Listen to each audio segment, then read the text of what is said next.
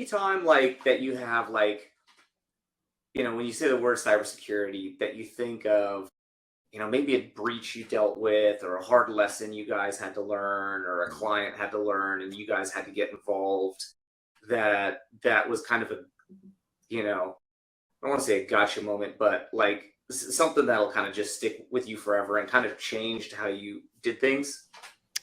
Ooh, that's a good question. I think with cybersecurity, I think that the mistake that people make with cybersecurity is in the definition.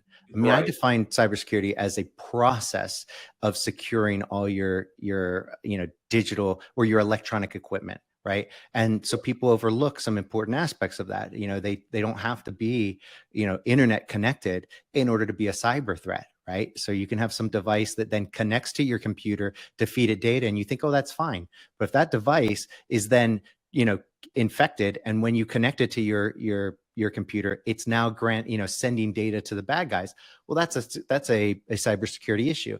So I think and the reason I talk about this is because that process, we're never done with it. It's not like, so we do what we call a cyber stack. So every Okay. year we have our IT services, and then we have a bunch of cyber, kind of a la carte cybersecurity services, but we also offer a cyber stack, and it's the things that we think, you should be doing now. Things like, having a password manager, the 24/7 monitoring of your devices and your accounts, things like that should be done, but people probably aren't doing it. They're not, great. So if you're buying the cyber stack, now you're getting all those cybersecurity things that in 2023. So we number ours by the year. So we've got a 2023 cyber stack, and that's actually different than our 2022 stack. And Oh, it comes interesting. from those lessons learned along the way, because the it's not that the landscape is changing. The bad guys, Yeah. the bad actors are changing their tactics, and we're seeing,